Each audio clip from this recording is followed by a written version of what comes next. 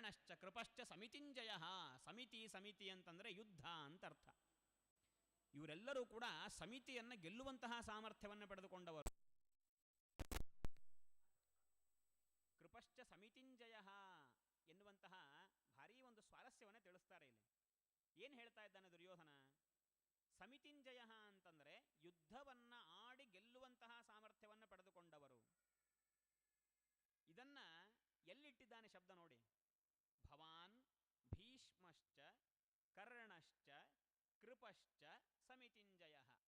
ಹಾಗಾದರೆ ಕೃಪಾಚಾರ್ಯರು ಯುದ್ಧವನ್ನು ಗೆಲ್ಲಿ ಜಯವನ್ನು ಪಡೆದುಕೊಂತಹ ಸಾಮರ್ಥ್ಯವನ್ನು ಪಡೆದುಕೊಂಡವರು ಕೃಪಾಚಾರ್ಯರು ಅಂತ ಹೇಳ್ತಾನೆ ದುರ್ಯೋಧನ. ಆದರೆ ಕರ್ಣಶ್ಚ ಅನ್ನುವಂತಹ ಶಬ್ದದ ಮುಂದೆ ಸಮಿತಿಂಜಯ ಅನ್ನುವಂತಹ ಶಬ್ದವನ್ನು ಇಟ್ಟಿಲ್ಲ. ಕರ್ಣಭಾರಿ ಪರಾಕ್ರಮಿ ಅಂತ ಹೇಳಲಿಲ್ಲ. ಭವಾನ್ ಭೀಷ್ಮಶ್ಚ ಕರ್ಣಶ್ಚ ಕೃಪಶ್ಚ ಸಮಿತಿಂಜಯ. ಕರ್ಣನ ಹೆಸರು ಹೇಳಿ, ಆಮೇಲೆ ಕೃಪಾಚಾರ್ಯರ ಹೆಸರು ಹೇಳಿ, ಆಮೇಲೆ ಸಮಿತಿಂಜಯ, ಇವರು ಯುದ್ಧದಲ್ಲಿ ಪರಾಕ್ರಮಿಗಳು ಅಂತ ಹೇಳ್ತಾರೆ. ಯಾಕೆ ಹೀಗೆ ಹೇಳ್ತಾ ಇದ್ದಾನೆ ದುರ್ಯೋಧನ? ಒಂದು ವೇಳೆ ಕರ್ಣನ ಹೆಸರು ಹೇಳಿದ ಮೇಲೆ ಇವನು ಯುದ್ಧದಲ್ಲಿ ಪರಾಕ್ರಮಿ ಅಂತೇನಾದರೂ ಹೇಳಿಬಿಟ್ರೆ ದ್ರೋಣಾಚಾರ್ಯರಿಗೆ, ಅಶ್ವತ್ಥಾಮಾಚಾರ್ಯರಿಗೆ, ಭೀಷ್ಮಾಚಾರ್ಯರಿಗೆ ಭಾರಿ ಸಿಟ್ಟು. ಭೀಷ್ಮಾಚಾರ್ಯರು ಹೇಳಿರ್ತಾರೆ, ಸೈನ್ಯವನ್ನು ರಚನೆ ಮಾಡುವಾಗ ಕರ್ಣನನ್ನು ನೀನು ಲೆಕ್ಕಕ್ಕೆ ತೆಗೆದುಕೊಳ್ಳಬೇಡ. ನಾವು ಮೊದಲನೇ ದಿವಸ ತಿಳಿದಿದ್ದೇವೆ, ಅವನು ರಥಿನೂ ಅಲ್ಲ, ಅತಿರಥಿನೂ ಅಲ್ಲ, ಮಹಾರಥಿನೂ ಅಲ್ಲ, ಕೇವಲ ಅರ್ಧರಥಿ ಅವನು. ಹಾಗೆ ಭೀಷ್ಮಾಚಾರ್ಯರು ಹೇಳಿದ ಮೇಲೆ ಮತ್ತೆ ಕರ್ಣ ಇವನು ಪರಾಕ್ರಮಿ ಅಂತ ಹೇಳಿಬಿಟ್ರೆ ಅವ್ರಿಗೆ ಸಿಟ್ಟು ಬರಲ್ವಾ? ಹಾಗಾಗಿ ದುರ್ಯೋಧನ ಏನು ಮಾಡ್ತಾನೆ, ಚಾಣಾಕ್ಷತನದಿಂದ ನೀವು ಭೀಷ್ಮಾಚಾರ್ಯರು, ಕರ್ಣ, ಕೃಪಾಚಾರ್ಯರು ಇವರೆಲ್ಲರೂ ಪರಾಕ್ರಮಿಗಳು ಎನ್ನುವುದಾಗಿ ಹೇಳ್ತಾನೆ. ಭಾರಿ ಚಾಣಾಕ್ಷತನೇ ಒಂದು. ಅಶ್ವತ್ಥಾಮ ವಿಕರ್ಣಶ್ಚ ಸೌಮದತ್ತಿಸ್ತಥೈವ ಚ ಅನ್ಯೇ ಚ ಬಹವ ಶೂರಾ ಮದರ್ಥೇ ತ್ಯಕ್ತ ಜೀವಿತಾ. ಎಷ್ಟು ಜನ ಪರಾಕ್ರಮಿಗಳಿದ್ದಾರೆ ನಮ್ಮಲ್ಲಿ ನನಗೂ ಗೊತ್ತು. ನನ್ನ ಸಲುವಾಗಿ ಪ್ರಾಣವನ್ನು ಕೊಡಲಿಕ್ಕೆ ಸಿದ್ಧರಾಗಿದ್ದಾರೆ. ಅಂಥವರೆಲ್ಲರೂ ನಮ್ಮ ಪಕ್ಷದಲ್ಲಿದ್ದಾರೆ. ನನಗೆ ಚೆನ್ನಾಗಿ ಗೊತ್ತಿದೆ, ನೀವು ಮರ್ತು ಹೋಗಿದ್ದೀರಿ, ನಿಮಗೆ ಹೇಳ್ತಾ ಇದ್ದೀನಿ ಕೇಳ್ರಿ ಅಂತಂತಾನೆ ದುರ್ಯೋಧನ. ಅಪರ್ಯಾಪ್ತಂ ತದಸ್ಮಾಕಂ ಬಲಂ ಭೀಷ್ಮಾಭಿರಕ್ಷಿತಂ. ನಮ್ಮದೆಂತಹ ಸೇನೆ, ಭೀಷ್ಮಾಚಾರ್ಯರಿಂದ ಪರಿರಕ್ಷಿತವಾದಂತಹ ಸೇನೆ. ಈ ಸೇನೆಯನ್ನು ಗೆಲ್ಲುವುದಕ್ಕಾಗಿ ಭೀಮನಿಂದ ಪರಿರಕ್ಷಿತವಾದಂತಹ ಸೇನೆಗೆ ಸಾಮರ್ಥ್ಯ ಇಲ್ಲ. ಅಪರ್ಯಾಪ್ತಂ ತತ್. ಆ ಭೀಮಸೇನ ದೇವರ ಉಲ್ಲೇಖವನ್ನು ಮಾಡ್ತಾರೆ ನೋಡ್ರಿ. ಆ್ಯಕ್ಚುಲಿ ಅವರ ಪಕ್ಷಕ್ಕೆ ಸೇನಾನಿ ಯಾರು? ಧೃಷ್ಟದ್ಯುಮ್ನ. ಆದರೆ ಧೃಷ್ಟದ್ಯುಮ್ನಿಗೂ ಬೆನ್ನೆಲುಬಾಗಿ ನಿಂತು ಆ ಇಡೀ ಸೇನೆಯನ್ನು ಕಾಪಾಡುವಂತಹ ಏಕೈಕ ವ್ಯಕ್ತಿ ಭೀಮಸೇನ ದೇವರು. ಅದಕ್ಕೆ ಭೀಮಸೇನ ದೇವರಿಂದ ಅಭಿರಕ್ಷಿತವಾದಂತಹ ಸೇನೆ ಇದು ನಮ್ಮ ಭೀಷ್ಮಾಚಾರ್ಯರಿಂದ ಅಭಿರಕ್ಷಿತವಾದಂತಹ ಸೇನೆಯನ್ನು ಗೆಲ್ಲಲಿಕ್ಕೆ ಸಾಧ್ಯವಿಲ್ಲ ಅಂತಂತಾನೆ. ಅಪರ್ಯಾಪ್ತಂ ತದಸ್ಮಾಕಂ ಬಲಂ ಭೀಷ್ಮಾಭಿರಕ್ಷಿತಂ ಪರ್ಯಾಪ್ತಂ ತ್ವಿದಮೇತೇಷಾಂ ಬಲಂ ಭೀಮಾಭಿರಕ್ಷಿತಂ. ಭೀಮನಿಂದ ಅಭಿರಕ್ಷಿತವಾದಂತಹ ಸೇನೆ, ಆ ಪಾಂಡವರ ಸೇನೆಯನ್ನು ಗೆಲ್ಲುವುದಕ್ಕಾಗಿ ನಮ್ಮ ಸೇನೆ ಪರ್ಯಾಪ್ತಂ, ಭಾರೀ ಸಮರ್ಥವಾಗಿದೆ ಅಂತ ಇಷ್ಟೆಲ್ಲ ಹೇಳಿ ಮತ್ತಿನ್ನೊಂದು ಮಾತು ಹೇಳ್ತಾನೆ. ಇಷ್ಟು ನಮ್ಮ ಪಕ್ಷದಲ್ಲಿರುವಂತಹ ಪರಾಕ್ರಮಿಗಳು ನನಗೂ ಗೊತ್ತು. ಆದರೆ ಭವಾನ್ ಭೀಷ್ಮಶ್ಚ ಕರ್ಣಶ್ಚ ಕೃಪಶ್ಚ ಸಮಿತಿಂಜಯ, ಈ ಶ್ಲೋಕದ ಆಂತರ್ಯವನ್ನು ನಾವು ತಿಳಿದುಕೊಳ್ಬೇಕು. ಹೇಳುವ ದುರ್ಯೋಧನನ ವಂಚನೆ ಹೇಗಿದೆ ಗೊತ್ತಾ? ನೀವೆಲ್ಲರೂ ಇದ್ದೀರಿ, ಭವಾನ್ ಭೀಷ್ಮಶ್ಚ ಕರ್ಣಶ್ಚ ಕೃಪಶ್ಚ ಸಮಿತಿಂಜಯ ಅಶ್ವತ್ಥಾಮ ವಿಕರ್ಣಶ್ಚ, ಇವರೆಲ್ಲರೂ ವ್ಯರ್ಥ ಎನ್ನುವಂತಹ ಭಾವನೆಯಿಂದ ಹೇಳ್ತಾ ಇದ್ದಾನೆ. ಅದನ್ನು ತಿಳಿಸ್ಕೊಡ್ತಾರೆ ಇಲ್ಲಿ ವ್ಯಾಖ್ಯಾನಕಾರರು. ಭವಾನ್ ದ್ರೋಣಾಚಾರ್ಯ ನೀವಿದ್ದೀರಿ, ನೀವೆಂಥವ್ರು ಗೊತ್ತೇನು? ನಿಮ್ಮ ಮಗ, ನಿಮ್ಮ ಸ್ವಂತ ಮಗ ಅಶ್ವತ್ಥಾಮನಿಗೂ ವಿದ್ಯೆಯನ್ನು ಕಡಿಮೆ ಮಾಡಿ ಅರ್ಜುನನಿಗೆ ಜಾಸ್ತಿ ಹೇಳ್ಕೊಟ್ಟಿರಿ ಶಸ್ತ್ರಾಸ್ತ್ರ ವಿದ್ಯೆಯನ್ನು. ಅಂಥವರು ನೀವು ಭವಾನ್. ಸರಿ, ಅರ್ಜುನ ಭಾರೀ ಪರಾಕ್ರಮಿಯಾದ, ಲೋಕದಲ್ಲಿ ಖ್ಯಾತಿಯನ್ನು ಪಡೆದ, ಅವನಕ್ಕಿಂತಲೂ ಪರಾಕ್ರಮಿ ಧನುರ್ವಿದ್ಯೆಯಲ್ಲಿ ಭಾರೀ ಪ್ರವೀಣ, ಏಕಲವ್ಯ ಎಲ್ಲಿ ಮುಂದೆ ಬಂದ್ಬಿಡ್ತಾನೋ ಎನ್ನುವಂತಹ ಉದ್ದೇಶದಿಂದ ಆ ಏಕಲವ್ಯನ ಹೆಬ್ಬಟ್ಟನ್ನು ಇಸ್ಕೊಂಡ್ಬಿಟ್ಟಿರಿ. ಅಂತಹ ನೀವು ಭವಾನ್ ಪಾಂಡವ ಪಕ್ಷಪಾತಿಗಳು.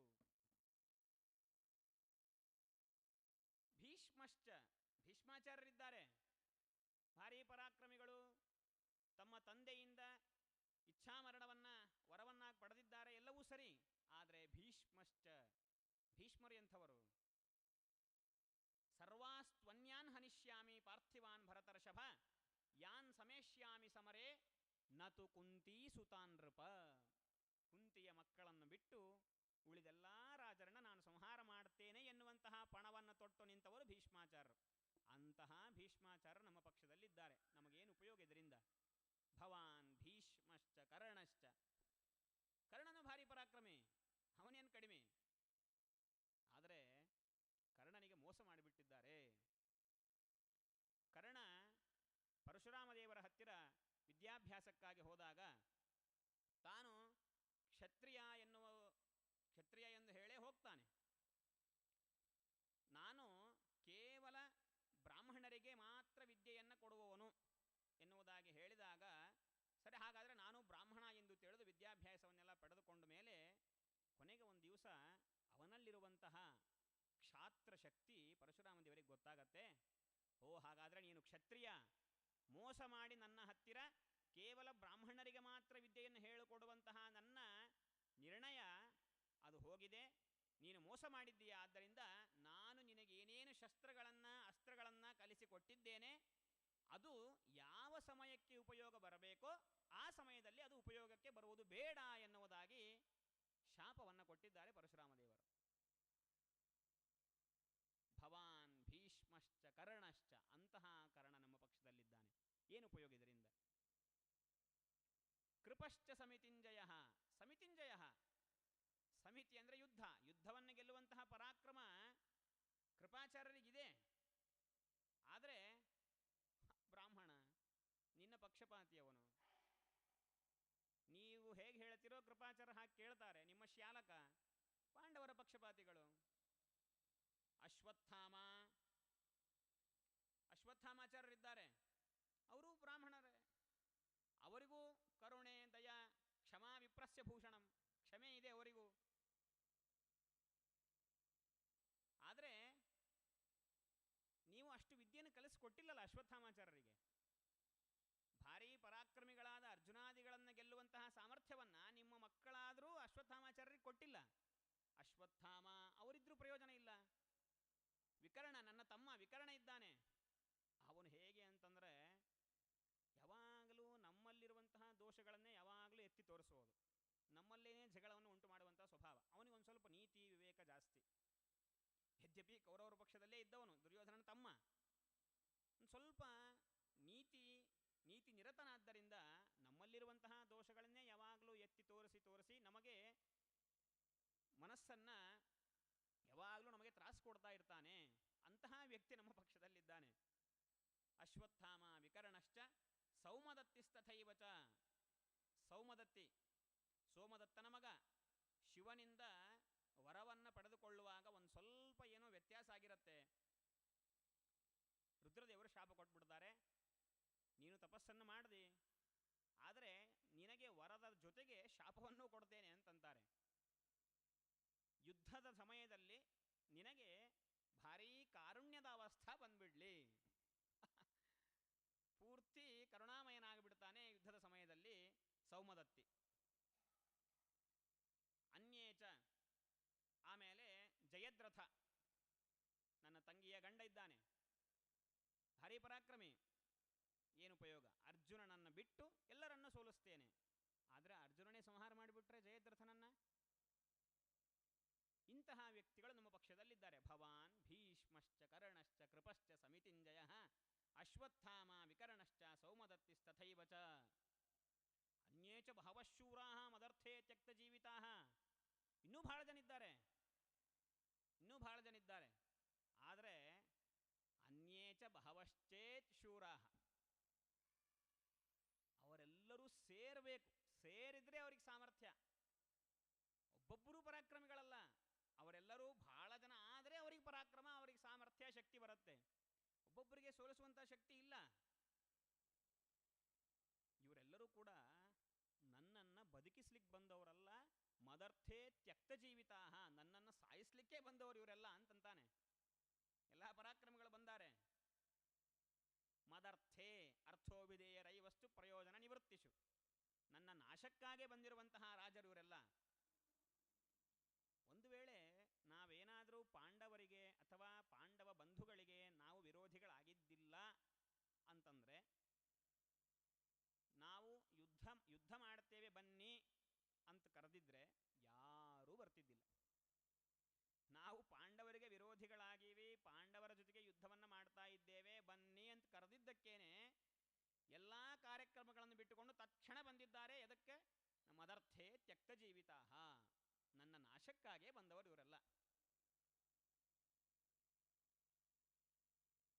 ಆಮೇಲಂತಾನೆ ನಾನಾ ಶಸ್ತ್ರ ಪ್ರಹರಣ, ಏನು ಪರಾಕ್ರಮ, ಭಾರೀ ಶಸ್ತ್ರಗಳನ್ನು ಪ್ರಹಾರ ಮಾಡುವಂತಹ ಸಾಮರ್ಥ್ಯ ಪಡೆದುಕೊಂಡವರು ಇವರೆಲ್ಲರೂ ಕೂಡ. ಅಲ್ರಿ, ಭಾರೀ ಪರಾಕ್ರಮಿಗಳಾದರೆ ಒಂದು ಶಸ್ತ್ರ ಸಾಕು, ಒಂದು ಶಸ್ತ್ರದಿಂದ ಎಲ್ಲರನ್ನೂ ಸಂಹಾರ ಮಾಡುವಂತಹ ತಾಕತ್ತಿರಬೇಕು. ನಾನಾ ಶಸ್ತ್ರ ಪ್ರಹರಣ, ಒಂದು ಹಾಕ್ತಾರೆ, 2, 3 ಸಾವಿರಾರು ಶಸ್ತ್ರಗಳನ್ನು ಪ್ರಯೋಗ ಮಾಡ್ತಾರೆ. ಅಂತಹ ವ್ಯಕ್ತಿಗಳವರೆಲ್ಲ, ಪರಾಕ್ರಮನೇ ಇಲ್ಲ. ಸರ್ವೇ ಯುದ್ಧ ವಿಶಾರದಾಹ ಅಂತ ಹೇಳಿದ್ದ ಆವಾಗ, ಈಗ ಸರ್ವೇ ಅಯುದ್ಧ ವಿಶಾರದಾಹ, ಇವರು ಯಾರೂ ಯುದ್ಧದಲ್ಲಿ ಸಾಮರ್ಥ್ಯನೇ ಇಲ್ಲ, ಯಾರೂ ವಿಶಾರದರೇ ಅಲ್ಲ. ಈಗ ಹೇಳ್ತಾನೆ, ಅಪರ್ಯಾಪ್ತಂ ತದಸ್ಮಾಕಂ ಬಲಂ ಭೀಷ್ಮಾಭಿರಕ್ಷಿತಂ, ಭೀಷ್ಮರಿಂದ ಅಭಿರಕ್ಷಿತವಾದಂತಹ ನಮ್ಮ ಸೇನೆ ಇದು ಅವರ ಸೇನೆಯನ್ನು ಸೋಲಿಸುವುದರಲ್ಲಿ ಅಪರ್ಯಾಪ್ತಂ, ಸಮರ್ಥವಾಗಿಲ್ಲ. ಆದರೆ ಪರ್ಯಾಪ್ತಂ ತ್ವಿದಮೇತೇಷಾಂ ಬಲಂ ಭೀಮಾಭಿರಕ್ಷಿತಂ, ಭೀಮಸೇನ ದೇವರಿಂದ ರಕ್ಷಿತವಾದಂತಹ ಸೇನೆ ನಮ್ಮನ್ನು ಗೆಲ್ಲುವುದಕ್ಕೆ ಪರ್ಯಾಪ್ತವಾಗಿದೆ, ಸಮರ್ಥವಾಗಿದೆ. ಇಷ್ಟು ಅಭಿಪ್ರಾಯ ದುರ್ಯೋಧನನಿಗಿದೆ. ಅದಾದ ಮೇಲೆ ಆಯಿತು, ದ್ರೋಣಾಚಾರ್ಯ ಹೇಳ್ತಾರೆ, ಸರಿ ಈಗೇನು ಮಾಡೋದು ಹೇಳು. ಈಗೇನು ಮಾಡಬೇಕು ಗೊತ್ತೇನು? ಅಯನೇಷು ಚ ಸರ್ವೇಷು ಯಥಾ ಭಾಗಮವಸ್ಥಿತಾ ಭೀಷ್ಮಮೇವಾಭಿರಕ್ಷಂತು, ಭೀಷ್ಮಾಚಾರ್ಯನ ಮೊದಲು ನಾವು ಕಾಪಾಡಿಕೊಳ್ಳಬೇಕು. ಯಾವ ಯಾವ ಮಾರ್ಗದಲ್ಲಿ ಅವರ ಸೇನೆ ಪ್ರವೇಶ ಮಾಡ್ತಾ ಇದೆ ಆ ಎಲ್ಲ ಮಾರ್ಗಗಳಲ್ಲಿ ನಮ್ಮ ಸೇನೆಯನ್ನು ನಿಲ್ಲಿಸಬೇಕು. ತತಃ ಶಂಖಾಶ್ಚ ತಸ್ಯ ಸಂಜನಯನ್ ಹರ್ಷಂ, ಭೀಷ್ಮಾಚಾರ್ಯರು ನೋಡ್ರಿ, ಇಲ್ಲಿ ದುರ್ಯೋಧನ ನಾನು ಭಾರಿ ವೃದ್ಧ, ನಾನು ಪರಾಕ್ರಮಿ ಅಲ್ಲ, ನಾನು ಏನು ಅವಾಗ ಪ್ರತಿಜ್ಞೆ ಮಾಡಿದ್ದೆ, ಪಾಂಡವರನ್ನು ಬಿಟ್ಟು ಎಲ್ಲ ದುಷ್ಟಕ್ಷತ್ರಿಯರನ್ನು ಸಂಹಾರ ಮಾಡ್ತೇನೆ ಎನ್ನುವಂತಹ ಪ್ರತಿಜ್ಞೆ ನಾನು ಸಾಧಿಸಿಕೊಂಡ್ಬಿಡ್ತೇನೆ, ಪಾಂಡವರನ್ನು ಸಂಹಾರ ಮಾಡುವುದಿಲ್ಲ ಎನ್ನುವಂತಹದ್ದನ್ನೇ ತಲೆಯಲ್ಲಿಟ್ಟುಕೊಂಡು ಬಹಳ ಪಾಪ ದುಃಖ ಪಡ್ತಾನೆ ಎನ್ನುವಂತಹ ಉದ್ದೇಶದಿಂದ ಅವನಿಗೆ ಸಂತೋಷವನ್ನು ಉಂಟು ಮಾಡಬೇಕು ಎನ್ನುವಂತಹ ಕಾರಣಕ್ಕಾಗಿ, ದುರ್ಯೋಧನನಿಗೆ ಹುರಿದುಂಬಿಸಬೇಕು ಎನ್ನುವಂತಹ ಕಾರಣಕ್ಕಾಗಿ ಶಂಖನಾದವನ್ನು ಮಾಡ್ತಾ ಇದ್ದಾರೆ ಭೀಷ್ಮಾಚಾರ್ಯರು. ಯುದ್ಧವನ್ನು ಪ್ರಾರಂಭ ಮಾಡ್ತಾ ಇದ್ದಾರೆ. ತಸ್ಯ ಸಂಜನಯನ್ ಹರ್ಷಂ ಕುರುವೃದ್ಧ ಪಿತಾಮಹ ಸಿಂಹನಾದಂ ವಿನದ್ಯೋಚ್ಚೈ, ಜೋರಾಗಿ ಸಿಂಹನಾದವನ್ನು ಮಾಡಿ ಶಂಖವನ್ನು ಊದ್ತಾ ಇದ್ದಾರೆ ಭೀಷ್ಮಾಚಾರ್ಯರು. ಇವರು ಶಂಖನಾದವನ್ನು ಮಾಡಿ ಉಳಿದ ಎಲ್ಲರಿಗೂ ಕೂಡ ಪ್ರೇರಣೆಯನ್ನು ಮಾಡ್ತಾ ಇದ್ದಾರೆ. ಎಲ್ಲರೂ ಕೂಡ ಶಂಖನಾದವನ್ನು ಮಾಡಿದ್ದಾರೆ. ಆ ಶಂಖನಾದ ಜೋರಾಗಿ ಭಯಂಕರವಾಗಿ ಕೇಳಿಸ್ತಾ ಇದೆ ಎಲ್ಲರಿಗೂ ಕೂಡ. ಅದಾದ ಮೇಲೆ ಕೃಷ್ಣ, ಅರ್ಜುನ ಎಲ್ಲರೂ ಕೂಡ ಶಂಖನಾದವನ್ನು ಮಾಡಿದ್ದಾರೆ. ಪಾಂಡವರ ಪಕ್ಷದಲ್ಲಿರುವವರು, ಕೌರವರ ಪಕ್ಷದಲ್ಲಿರುವವರು ಎಲ್ಲರೂ ಕೂಡ ಯುದ್ಧಕ್ಕೆ ಸನ್ನದ್ಧರಾಗಿದ್ದಾರೆ. ಆ ಶಂಖನಾದ ಕೇಳಿದ್ರೆ ಸಂಜಯ ಹೇಳ್ತಾನೆ, ಧೃತರಾಷ್ಟ್ರ ಹೇಗಿತ್ತು ಗೊತ್ತೇನು ಶಂಖನಾದ? ಸಘೋಷೋ ಧಾರ್ತರಾಷ್ಟ್ರಾಣಾಂ ಹೃದಯಾನಿ ವ್ಯದಾರಯತ್. ಹೇಗೆ ಹೇಳ್ತಾನೆ ನೋಡ್ರಿ, ಸಘೋಷಃ ಧಾರ್ತರಾಷ್ಟ್ರಾಣಾಂ, ದುರ್ಯೋಧನಾದೀನಾಂ ಅಂದಿಲ್ಲ, ಕೌರವರಿಗೆ ಅಂದಿಲ್ಲ, ನಿನ್ನ ಮಕ್ಕಳು ಹೆದರ್ತಾ ಇದ್ದಾರೆ, ನಿನ್ನ ಮಕ್ಕಳ ಹೃದಯ ವಿದಾರಕವಾಗಿದೆ ಆ ಧ್ವನಿ. ಧಾರ್ತರಾಷ್ಟ್ರಾಣಾಂ ಹೃದಯಾನಿ ವ್ಯದಾರಯತ್. ಸರಿ, ಭೀಷ್ಮಾಚಾರ್ಯರು ಶಂಖನಾದ ಮಾಡಿದ್ರಲ್ಲ, ಧೃತರಾಷ್ಟ್ರ ಕೇಳ್ತಾ ಇದ್ದಾನೆ ಮತ್ತೆ, ಭೀಷ್ಮಾಚಾರ್ಯರು ನಮ್ಮ ಪಕ್ಷದಲ್ಲಿ ಇದ್ದವರೆಲ್ಲರೂ ಶಂಖನಾದ ಮಾಡಿದ್ರಲ್ಲ, ಆ ಶಂಖನಾದದಿಂದ ಅವ್ರಿಗೆ ತ್ರಾಸ ಆಗ್ಲಿಲ್ವಾ ಪಾಂಡವರಿಗೆ ಅಂತಂದ್ರೆ ಅದಕ್ಕೆ ಹೇಳ್ತಾರೆ ಸಂಜಯ, ಸಘೋಷಃ ಅಧಾರ್ತರಾಷ್ಟ್ರಾಣಾಂ ಹೃದಯಾನಿ ವ್ಯದಾರಯತ್. ಧಾರ್ತರಾಷ್ಟ್ರರು ಅಂದರೆ ಕೌರವರು, ಅಧಾರ್ತ್ರ ರಾಷ್ಟ್ರರು ಅಂತಂದರೆ ಪಾಂಡವರು. ಆ ಭೀಷ್ಮಾಚಾರ್ಯರು ಮಾಡಿದ ಶಂಖನಾದ, ಆ ನಿಮ್ಮ ಕೌರವ ಪಕ್ಷದಲ್ಲಿ ಮಾಡಿದಂತಹ ಶಂಖನಾದ ಪಾಂಡವರ ಮನಸ್ಸಿಗೆ ಹೃದಯ ವಿದಾರಕವಾಗ್ಲಿಕ್ಕೆ ಸಾಧ್ಯವಾ? ಪಾಂಡವರ ಮನಸ್ಸಿಗೆ ತ್ರಾಸ ಆಗ್ಲಿಕ್ಕೆ ಸಾಧ್ಯವಾದ್ದರಿಂದ ಸರ್ವಥಾ ಆಗಿಲ್ಲ. ಕಾಕುಸ್ವರದಿಂದ ಹೇಳ್ತಾನೆ ಸಂಜಯ. ಅದಾದ ಮೇಲೆ ಅಥ ವ್ಯವಸ್ಥಿತಾನ್ ದೃಷ್ಟ ಧಾರ್ತರಾಷ್ಟ್ರಾನ್ ಕಪಿಧ್ವಜ ಪ್ರವೃತ್ತೆ ಶಸ್ತ್ರಸಂಪಾತೆ ಧನುರುದ್ಯಮ್ಯ ಪಾಂಡವ ಋಷಿಕೇಶಂ ತದಾ ವಾಕ್ಯಮಿದಮಾಹ ಮಹೀಪತೆ. ಕೃಷ್ಣ ಪರಮಾತ್ಮ ಅವನು ಹೇಗೆ ಸುವ್ಯವಸ್ಥಿತವಾಗಿರುತ್ತೆ, ಪರ್ಫೆಕ್ಟ್ ಪ್ಲ್ಯಾನ್, ಎಲ್ಲವೂ ವ್ಯವಸ್ಥಿತ. ಗೀತೆಯನ್ನು ಉಪದೇಶ ಮಾಡಬೇಕು. ಗೀತೋಪದೇಶ ಭಾರೀ ತತ್ವನಿಷ್ಠವಾದಂತಹ ಪ್ರಮೇಯ ಗರ್ಭಿತವಾದಂತಹ ಶಾಸ್ತ್ರ. ಈ ಶಾಸ್ತ್ರವನ್ನು ಉಪದೇಶ ಮಾಡಬೇಕು ಅಂತಂದರೆ ಅರ್ಜುನ ನನ್ನನ್ನು ಹೇಗೆ ತಿಳ್ಕೊಂಡಿದ್ದಾನೆ, ನಾನೊಬ್ಬ ಗೆಳೆಯ, ನಾನು ಮಿತ್ರ, ಸೌಹಾರ್ದ ಇದೆ ಎನ್ನುವಂತಹ ಬುದ್ಧಿ ಉಳ್ಳವನಾಗಿದ್ದ ಅರ್ಜುನ. ಹೀಗಿದ್ದಾಗ ಶಾಸ್ತ್ರವನ್ನು ಉಪದೇಶ ಮಾಡಬಾರ್ದು. ಶಾಸ್ತ್ರವನ್ನು ಉಪದೇಶ ಮಾಡಬೇಕು ಅಂತಂದರೆ ನಾನು ಶಿಷ್ಯನಾಗಿದ್ದೇನೆ ಎನ್ನುವಂತಹ ಭಾವನೆ ಇರಬೇಕು. ಶಿಷ್ಯಸ್ತೇಹಂ ಶಾಧಿಮಾಂ ತ್ವಾಂ ಪ್ರಪನ್ನಂ, ನಾನು ಶಿಷ್ಯ, ನನಗೆ ಉಪದೇಶ ಮಾಡು ತತ್ವಗಳನ್ನು ಎನ್ನುವಂತಹ ಭಾವನೆ ಇರಬೇಕು.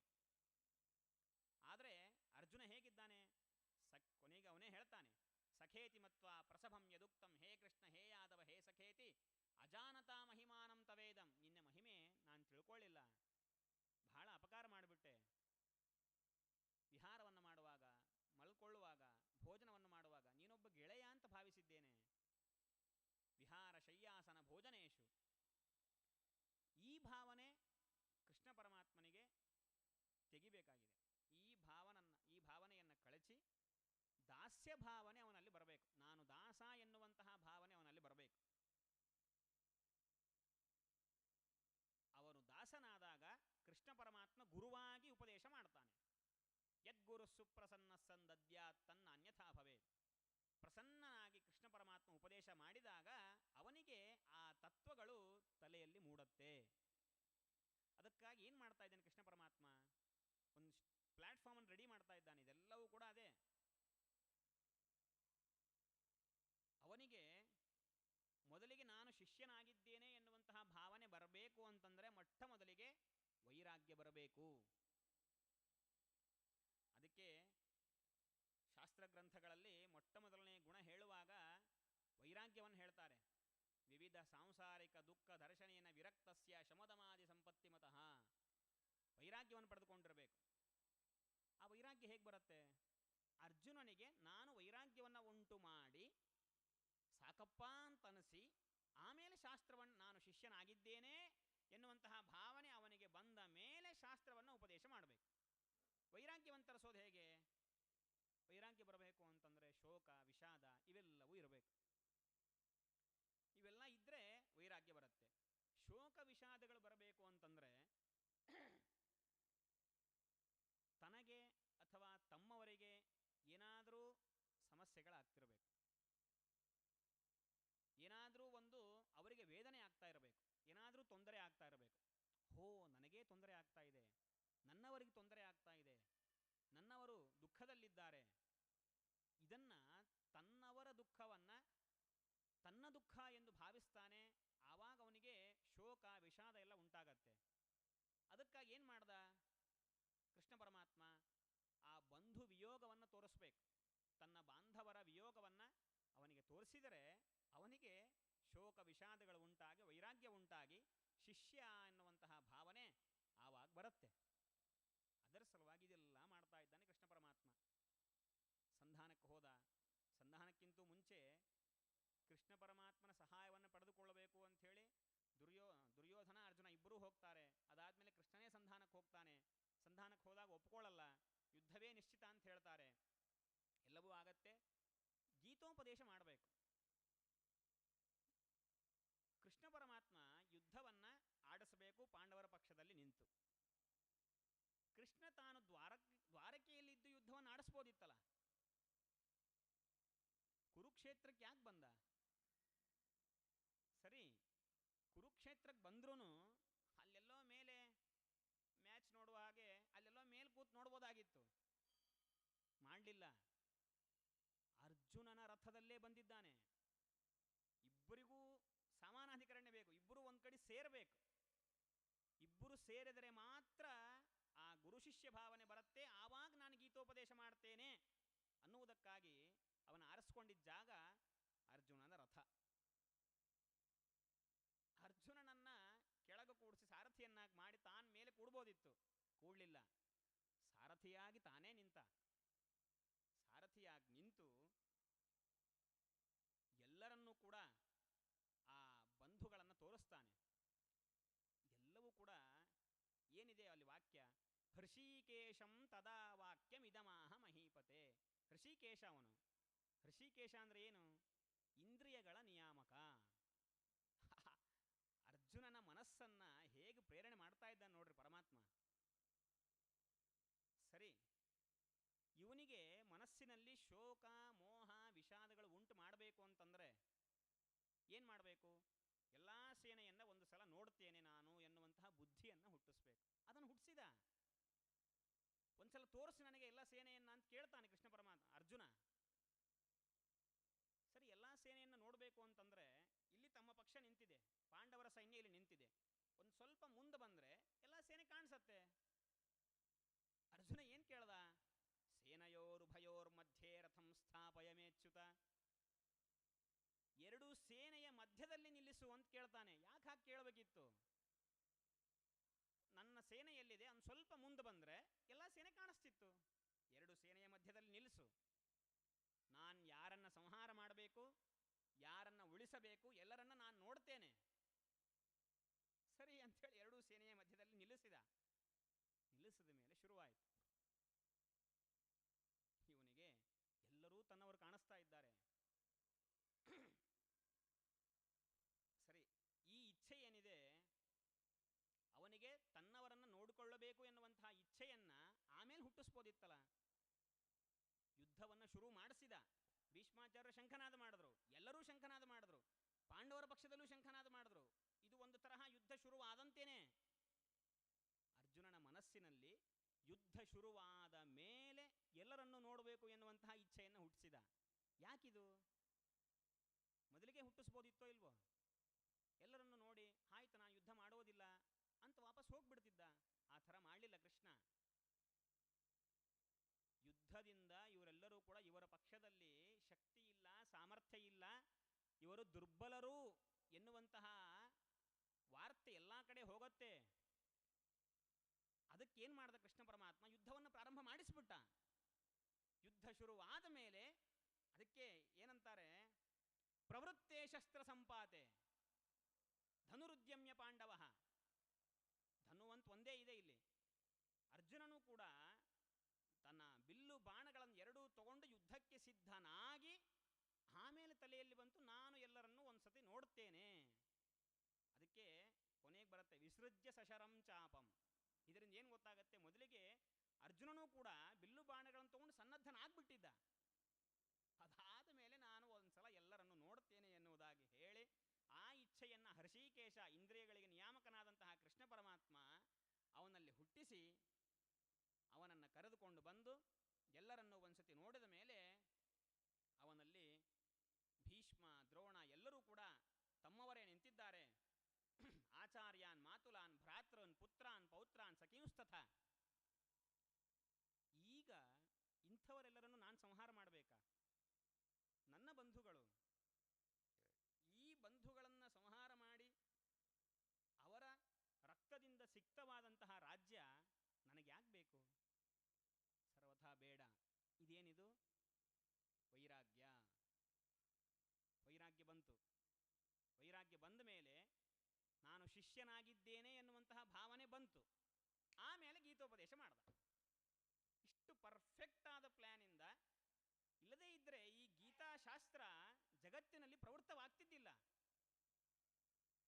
ಎಷ್ಟು ಮಹತ್ವವಾದಂತಹ ಗೀತೆಶಾಸ್ತ್ರ ಇದು. ಈ ಗೀತೆಯ ಮಹತ್ವವನ್ನು ತೋರಿಸುವುದಕ್ಕಾಗಿ ಯಾರೋ ಒಬ್ಬ ಫ್ರೆಂಡ್ಗೆ ನಾನು ಹೇಳ್ತಾ ಇದ್ದೇನೆ ಎನ್ನುವಂತಹ ಶಿಷ್ಯರಾಗಬೇಕು. ಗುರುಗಳು ಶಿಷ್ಯನಿಗೆ ಉಪದೇಶ ಮಾಡುವಂತಹ ಶಾಸ್ತ್ರ, ಅನೇಕ ತತ್ವಗರ್ಭಿತವಾದಂತಹ ಶಾಸ್ತ್ರ ಎನ್ನುವುದನ್ನು ಜಗತ್ತಿಗೆ ತೋರಿಸಬೇಕು ಅನ್ನುವಂತಹ ಉದ್ದೇಶದಿಂದ ಸರಿಯಾದ ಪ್ಲಾಟ್ಫಾರ್ಮ್ ನಿರ್ಮಾಣ ಮಾಡಿ ಕೃಷ್ಣ ಪರಮಾತ್ಮ ಗೀತೆಯನ್ನು ಉಪದೇಶ ಮಾಡ್ತಾ ಇದ್ದಾನೆ. ಪ್ರಾಯ ಜಗತ್ತಿನಲ್ಲಿ ಅನೇಕ ಭಾಷೆಗಳಲ್ಲಿ ಭಾಷಾಂತರಗೊಂಡಂತಹ ಗ್ರಂಥ ಅಂತಂದರೆ ಅದು ಗೀತೆನೇ. ಅನೇಕ ಭಾಷೆಗಳಲ್ಲಿ ಬಹಳ ಮಹತ್ವಪೂರ್ಣವಾದಂತಹ ಗ್ರಂಥ. ಎಲ್ಲರನ್ನು ನೋಡಿ ಶುಶುರಾನ್ ಸುಹೃದಶ್ಚೈವ ಸೇನಯೋರು ಭಯೋರಪಿ ಕೃಪಯಾ ಪರಯಾವಿಷ್ಟ ವಿಷೀದನ್ ಇದಮಬ್ರವೀತ್. ಭಾರೀ ಕೃಪೆ, ಭಾರೀ ಕಾರುಣ್ಯ ಎಲ್ಲವೂ ಬಂದ್ಬಿಟ್ಟಿದೆ ಅರ್ಜುನನಿಗೆ. ಕೃಪೆ ಇವನ ಹತ್ತಿರ ಬರಲಿಲ್ಲವಂತೆ. ತಾನು ಕೃಪೆಯನ್ನು ಪಡೆದುಕೊಂಡಿಲ್ಲ, ಕೃಪೆನೇ ಇವನ ಹತ್ತಿರ ಬಂದಿದೆ. ಬರೀ ಬಂದಿಲ್ಲ, ಕೃಪೆಯಿಂದ ಆವಿಷ್ಟನಾದ. ಭೂತ ಪಿಶಾಚಿಗಳು ಯಾವ ರೀತಿಯಾಗಿ ಆವಿಷ್ಟವಾಗ್ತವೋ ಆ ತರಹ ಕೃಪೆಯಿಂದ ಆವಿಷ್ಟನಾಗಿ ಅರ್ಜುನ ಹೇಳ್ತಾ ಇದ್ದಾನೆ. ಅರ್ಜುನ, ಕೃಷ್ಣ ಸೀದಂತಿ ಮಮ ಗಾತ್ರಾಣಿ, ನನಗೆ ನನ್ನ ಇಂದ್ರಿಯಗಳಲ್ಲಿ ನನಗೆ ನಡುಗು ಬರ್ತಾ ಇದೆ, ನನ್ನ ಮುಖ ಎಲ್ಲ ಒಣಗಿ ಹೋಗ್ತಾ ಇದೆ. ವೇಪಥುಶ್ಚ ಶರೀರೇ ಮೇ, ರೋಮಾಂಚವಾಗ್ತಾ ಇದೆ. ನನ್ನ ಕೈಯಿಂದ ಗಾಂಡೀವ ಕೆಳಗೆ ಜಾರ್ತಾ ಇದೆ. ನಾನು ಈ ಯುದ್ಧದಲ್ಲಿ ನಿಲ್ಲಿಕ್ಕೆ ಸಾಧ್ಯ ಇಲ್ಲ. ಏನೋ ಅಪಶಕುನಗಳೆಲ್ಲ ಕಾಣಿಸ್ತಾ ಇವೆ. ನಿಮಿತ್ತಾನಿ ಚ ಪಶ್ಯಾಮಿ ವಿಪರೀತಾನಿ ಕೇಶವ. ಆದ್ದರಿಂದ ನನಗೆ ಯಾವ ರಾಜ್ಯ ಬೇಡ, ಜಯ ಬೇಡ, ಸುಖ ಬೇಡ, ಸರ್ವಥಾ ಯುದ್ಧವೇ ಬೇಡ. ಯಾವ ರಾಜ್ಯವನ್ನು ತಗೊಂಡು ಇವರನ್ನು ಸಂಹಾರ ಮಾಡಿ ನಾವು ರಾಜ್ಯವನ್ನು ಪಡೆದುಕೊಂಡು ಭೋಗದಿಂದ ಆಸಕ್ತರಾಗಿ ಇದರಿಂದ ಏನು ಪ್ರಯೋಜನ? ಸರ್ವಥಾ ಬೇಡ ಬೇಡ. ಯಾರ ಸಲುವಾಗಿ ನಾವು ಈ ರಾಜ್ಯವನ್ನು ಪಡೆದುಕೊಳ್ಳಬೇಕು, ಯಾರ ಸೇವೆಯನ್ನು ರಾಜ್ಯವನ್ನು ಪಡೆದುಕೊಂಡು ಹಿರಿಯರ ವೃದ್ಧರ ಸೇವೆಯನ್ನು ಮಾಡಬೇಕೋ ಅಂತಹ ಜ್ಞಾನಿಗಳೇ, ಅಂತಹ ಹಿರಿಯರೇ ಈಗ ಯುದ್ಧದಲ್ಲಿ ಮೃತರಾಗ್ಬಿಟ್ರೆ ಈ ರಾಜ್ಯವನ್ನು ತೆಗೆದುಕೊಂಡು ಏನು ಮಾಡೋದು? ವ್ಯರ್ಥ. ಆದ್ದರಿಂದ ಇನ್ನೂ ನೀನು ಹೇಳ್ತಾ ಇದ್ದಿ ಇದು ಯುದ್ಧ, ಇದು ಧರ್ಮ, ಕ್ಷತ್ರಿಯರ ಧರ್ಮ ಇದೆ, ಯುದ್ಧವನ್ನೇ ಆಡುವುದು ಕ್ಷತ್ರಿಯ ಧರ್ಮ, ಕ್ಷತಾತ್ ಕಿಲತ್ರಾಯತ ಇತ್ಯುದಗ್ರಹ, ಇದೆಲ್ಲವೂ ಸರಿ. ಆದರೆ ನನಗೆ ಯಾಕೋ ಸರಿ ಅನ್ನಿಸ್ತಾ ಇಲ್ಲ. ಪಾಪಮೇವಾಶ್ರಯೇದಸ್ಮಾತ್ ಹತ್ವೈತಾನಾಥತಾಯಿನಃ, ಪಾಪನೇ ಬರ್ತದೆ ಅಂತ ಅನ್ನಿಸ್ತಾ ಇದೆ. ಇವರೆಲ್ಲ ನಾಶವಾಗ್ತಾರೆ. ಎಲ್ಲ ಹಿರಿಯರು ನಷ್ಟರಾಗ್ಬಿಟ್ರೆ ಕುಲಕ್ಷಯವಾಗತ್ತೆ. ಕುಲಕ್ಷಯ ಆದರೆ ಆ ಕುಲದಲ್ಲಿ ಯಾವ ಯಾವ ಆಚಾರಗಳಿದ್ವೋ, ಸನಾತನವಾದಂತಹ ಸಂಪ್ರದಾಯಗಳಿದ್ವೋ, ಆ ಸಂಪ್ರದಾಯಗಳನ್ನು ಹೇಳುವಂತಹ ವ್ಯಕ್ತಿಗಳು ಯಾರೂ ಇರೋದಿಲ್ಲ. ಆ ಸಂಪ್ರದಾಯಗಳು ನಿಂತು ಹೋಗ್ಬಿಡತ್ತೆ. ನಿಂತು ಹೋದರೆ ಅಧರ್ಮ ಜಾಸ್ತಿ ಆಗತ್ತೆ. ಅಧರ್ಮ ಜಾಸ್ತಿ ಆಗಿಬಿಟ್ರೆ ಆಯಾ ಕುಲದ ಸ್ತ್ರೀಯರ ನಾಶವಾಗತ್ತೆ. ಸ್ತ್ರೀಯರು ಕೂಡ ತಮ್ಮ ಹಾದಿಯಿಂದ ಚ್ಯುತರಾಗ್ತಾರೆ, ಸನ್ಮಾರ್ಗದಿಂದ ಚ್ಯುತರಾಗ್ತಾರೆ. ಸ್ತ್ರೀಯರೇನಾದರೂ ಸನ್ಮಾರ್ಗದಿಂದ ಚ್ಯುತರಾದರೆ ಮುಗೀತು, ವರ್ಣ ಸಾಂಕರ್ಯ ಶುರುವಾಗತ್ತೆ. ಆ ವರ್ಣ ಸಾಂಕರ್ಯ ಬಹಳ ಕೆಟ್ಟ ನರಕಕ್ಕೆ ಕಾರಣ ಆಗತ್ತೆ. ಸಂಕರೋ ನರಕಾಯೈವ ಕುಲಜ್ಞಾನಾಂ ಕುಲಸ್ಯ ಚ. ಆದ್ದರಿಂದ ಈ ಜಾತಿ ಧರ್ಮಗಳು, ಕುಲಧರ್ಮಗಳು ಎಲ್ಲವೂ ಉಳಿಸಬೇಕು ಅಂತಂದರೆ ನಾನು ಯುದ್ಧ ಆಡದೇನೆ ಇವರೆಲ್ಲರನ್ನೂ ಕೂಡ ಉಳಿಸಿಕೊಳ್ತೇನೆ. ಆವಾಗ ಮಾತ್ರ ಇದೆಲ್ಲವೂ ಹೊಂದಿಸ್ಲಿಕ್ಕೆ ಸಾಧ್ಯ ಎನ್ನುವುದಾಗಿ ಕೃಷ್ಣ ಪರಮಾತ್ಮನಿಗೆ ಅರ್ಜುನ ಹೇಳಿದಾಗ ಕೃಷ್ಣ ಹೇಳ್ತಾನೆ, ಎಂತಹ ಮೂರ್ಖ ಇದ್ದಿ ನೀನು, ಬಹಳ ದುರ್ಬಲ ಅಂತ ಅನಿಸ್ತಾ ಇದೆ ನೀನು ನೋಡಿದ್ರೆ, ಶಕ್ತಿನೇ ಇಲ್ಲ, ಮನಸ್ಸಿನಲ್ಲಿ ಬಹಳ ದೌರ್ಬಲ್ಯವನ್ನು ತಂದುಕೊಂಡ್ಬಿಟ್ಟಿದ್ದೀಯ. ಕ್ಲೈಬ್ಯಂ ಆಸ್ಮಗಮಃ ಪಾರ್ಥ ನೈತತ್ವಯುಪಪದ್ಯತೆ ಕ್ಷುದ್ರಂ ಹೃದಯ ದೌರ್ಬಲ್ಯಂ ತ್ಯಕ್ತೋತ್ತಿಷ್ಠ ಪರಂತಪ. ನಾನಿದ್ದೆ ನಿನ್ನ ಮುಂದೆ, ಯುದ್ಧ ಆಡು. ಆ ಮನೋ ದೌರ್ಬಲ್ಯವನ್ನು ಕಿತ್ತೆಸಿ. ಏನು ಅನ್ಕೊಂಡಿ ನೀನು? ಯುದ್ಧ ಅಂದರೆ ಯಾರು ಇವರೆಲ್ಲ? ಇವರು ಸಂಹಾರ ಆಗ್ತಾರ ಅನ್ಕೊಂಡ್ಯಾ ನಿನ್ನ ಕೈಯಿಂದ? ಎಲ್ಲಿದೆ ಜೀವರಿಗೆ ಸಂಹಾರ? ಜೀವರು ನಿತ್ಯ. ದೇಹಿನೋಸ್ಮಿನ್ ಯಥಾ ದೇಹೇ ಕೌಮಾರಂ ಯೌವನಂ ಜರ ತಥಾ ದೇಹಾಂತರ ಪ್ರಾಪ್ತಿ. ಯಾರಿಗೂ ಕೂಡ ಜೀವರಿಗೆ ನಾಶ ಇಲ್ಲ. ಯೌವನಾವಸ್ಥಾ ಬರುತ್ತೆ, ಬಾಲ್ಯ, ಕೌಮಾರ, ಯೌವನ, ವಾರ್ಧಕ್ಯ, ಆ ತರಹ ಇದೊಂದು ಅವಸ್ಥಾ ಅಷ್ಟೇ. ವಾಸಾಂಸಿ ಜೀರ್ಣಾನಿ ಯಥಾ ವಿಹಾಯ ನವಾನಿ ಗೃಹಾತಿ ನರೋಪರಾಣಿ. ನಾವು ಯಾವ ರೀತಿಯಾಗಿ ಬಟ್ಟೆಗಳನ್ನು ಧಾರಣೆ ಮಾಡ್ತೇವೆ, ಈ ಬಟ್ಟೆ ಬಟ್ಟೆಗಳನ್ನು ತೆಗೆದು ಮತ್ತೊಂದು ಬಟ್ಟೆಗಳನ್ನು ಧಾರಣ ಮಾಡ್ತೇವೆ. ಆ ತರಹ ಇದು ಅಷ್ಟೇ. ನಿನ್ನವರು ಸಂಹಾರ, ಅವರು ನಾಶವಾಗ್ತಾರೆ ಸರ್ವಥಾ ತಿಳಿಬೇಡ. ಅವ್ರಿಗೆ ಯಾರಿಗೂ ನಾಶವಿಲ್ಲ. ನಜಾಯತೆ ಮ್ರಿಯತೆ ವಾ ಕದಾಚಿನ್. ಅವರಿಗೆ ಯಾರಿಗೂ ಸಾಯೋದು ಇಲ್ಲ, ಜೀವ ಸಾಯೋದು ಇಲ್ಲ, ಹುಟ್ಟೋದು ಇಲ್ಲ. ಇವನು ಅನಾದಿ ಕಾಲದಿಂದ ಅನಂತ ಕಾಲದವರೆಗೆ ಹಾಗೇ ಇರ್ತಾನೆ.